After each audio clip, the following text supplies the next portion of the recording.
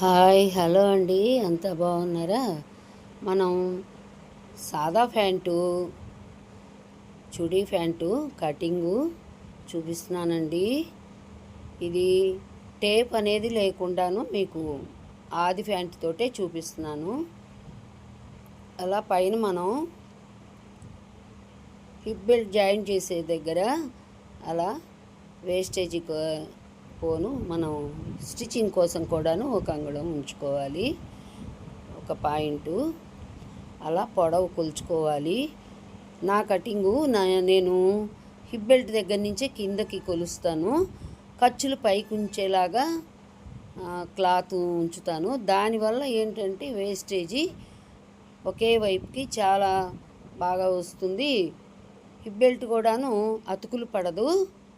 ఇలా అయితే రెండు అతుకులు పడుతుంది. మామూలుగా అయితే 4 అతుకులు పడుతుంది హిప్ బెల్ట్.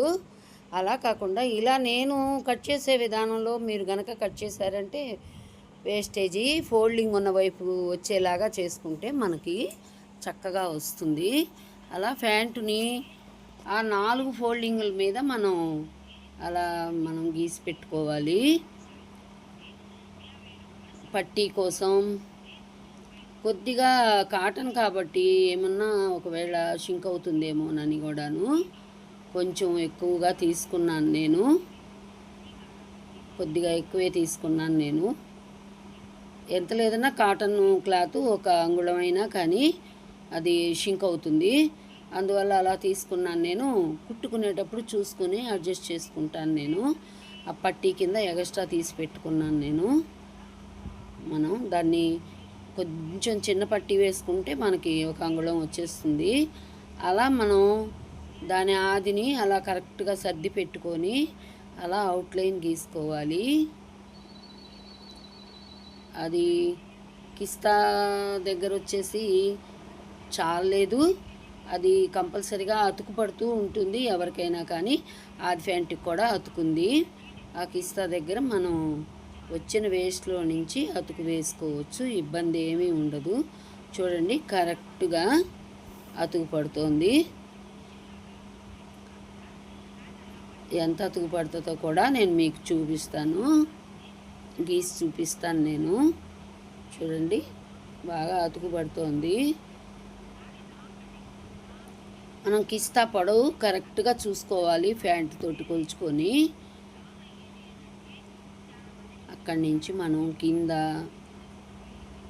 కాలు వరకు కూడాను ఈ స్కేల్తో కనుక లైన్లు గీసుకున్నామంటే మనకి చాలా చక్కగా వస్తాయండి.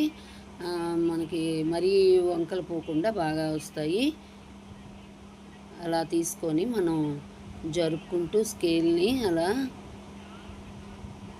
కనీసం స్టిచ్చింగ్కి 1.5 పాయింట్ వచ్చేలాగా గీసుకోవాలి. కిందకు వచ్చేసరికి కొద్దిగా తగ్గించుకున్నా ఇబ్బంది ఏం లేదు. ఇంచుమించుగా అలాగే తగ్గించి గీస్తూ వచ్చాను. కిస్తా పొడవు వచ్చేసి 10 ఉంది. అక్కడ పైన హిప్ బెల్ట్ పొడవు కూడా కలుస్తుంది కాబట్టి అదో చూడండి 10 ఉంది. ఖర్చుల కోసం కూడా ఉంచాము మనం. అక్కడి నుంచి మనం ఎంత అయితే మనకి తగ్గిందో అంత నేను టేబుల్ మీదే గీసి ఉంచుతున్నాను నేను. దాని ప్రకారం మనం అతుకు వేసుకోవచ్చు. ఇక్కడి నుంచి మనం కట్ చేసుకుంటూ వచ్చామంటే మనం ప్యాంట్కి వచ్చేసరికి ఇలాంటి ప్యాంట్లకి ఖర్చులు కొంచెం ఎక్కువే ఉంచాలండి. మరీ కొంచెంగా అంగుళం అలా ఉంచకూడదు. దగ్గర 1.5 అలా ఉంచాలి. ఉంచితేనే బాగుంటుంది, లేకపోతే బాగుండదు ప్యాంటు స్టిచ్చింగ్ అప్పుడు. ఇక్కడ వేస్ట్ హిప్ బెల్ట్ దగ్గర వేస్ట్ని అలా కట్ చేసి తీసేస్తున్నాను. మరీ ఎక్కువ లెంత్ పెరగకుండాను, అలాగని మరీ ఫాస్ట్గాను కాకుండా మరీ స్లోగాను కాకుండా నేను జాగ్రత్తగా పెట్టాను వీడియో. మీరు ఈ వీడియోని స్కిప్ చేయకుండా లాస్ట్ దాకా చూస్తేనే మీకు కటింగ్ కరెక్ట్గా వస్తుంది. ముందు హిప్ బెల్ట్ కోసం మనకి సరిపడా తీసుకోవాలి. మళ్ళా చిన్న చిన్న ముక్కలు హిప్ బెల్ట్ దగ్గర అతుకులు పడితే బాగుండదు, అందుకని అలా తీస్తున్నాను నేను. మనం ఇక్కడి నుంచి మనకు ఆ డ్రాయింగ్ పడిపోయింది, అలా తీస్తున్నాను నేను. కానీ పొడవులో కొద్దిపాటి ఒక 2 అంగుళాల పొడవులో తేడా వచ్చింది. అది కొద్దిగా వేస్ట్ ముక్కలు వస్తే అవి జాయింట్ కూడా చేసేసాను. మీకు ఆ జాయింట్లు ఏమీ కనపడలేదు. ఈ ప్యాంట్ వచ్చేసి బాగా బొద్దుగా ఉన్నవాళ్ళ ప్యాంటేనిది. నడుము కొలత దగ్గర 44 అలా ఉంటుంది. ఇంకా ఎక్స్ట్రా వచ్చేలాగా మనం పెట్టుకోవాలి కదా, లూజ్ ఉంచుకోవాలి కదా, చాలా ఎక్కువే పెట్టాలి. ఆ పొడవు కొంచెం తగ్గింది ఈ ముక్కకి. పైన జాయింట్ చేసేసాను నేను, చిన్న బిట్లు వస్తే. ఇప్పుడు జాగ్రత్తగా హిప్ బెల్ట్ తీసుకుందాం మనం. అలా తీసుకుంటే అతుకులు లేకుండా 2 అతుకులతో తోటి వస్తుందండి. నేను చెప్పిన విధంగా క్లాత్ని మీరు అంచులు పైవైపు పెట్టుకుని కాళ్ళ ప్యాంటు లెగ్స్ వైపు కనుక మీరు ఫోల్డింగ్ వచ్చేలాగా మడతేసుకున్నారంటే ఇలా నీట్గా వచ్చేస్తాయి. ఎక్కువ అతుకులు పడవు, 2 అతుకులు పడతాయి. లేదా మీరు అలా చేసుకుంటేనేమో 4 అతుకులు పడతాయి. ఇప్పుడైతేనేమో 2 అతుకులు పడతాయి. కిస్తా దగ్గర వేసే అతుకు చూడండి ఎలా వచ్చిందో, మీకు అర్థమవుతుంది బాగా. ఇది వచ్చేసి హిప్ బెల్ట్. ఆ కిస్తాకి వచ్చే అతుకుని చూపిస్తాను చూడండి. ఇప్పుడు మనకి హిప్ బెల్ట్ మీద ఎక్కువ ఉన్న దాన్ని మనం కుచ్చిళ్ళు మనకి ఇష్టం వచ్చిన వైపు పెట్టుకోవచ్చండి.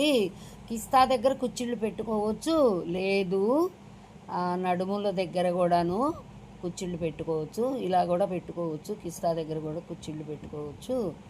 ఫ్రంట్ వైపుకి వచ్చేస్తాయి ఇవి. ఇలా వద్దనుకుంటే మీరు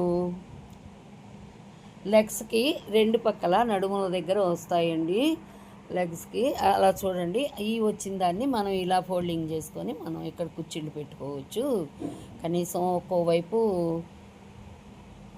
7-8 కుచ్చిళ్ళు దాకా వచ్చేస్తాయి. దాన్ని మనం జాగ్రత్తగా చూసుకొని 2 పక్కలకి కుచ్చిళ్ళు పెట్టుకోవాలి. దీని స్టిచ్చింగ్ కూడా పెడతాను తర్వాత. రేపు 3 గంటలకి Aruna Konjeti tailoring tips live programme ఉంది, చూడండి తప్పకుండా.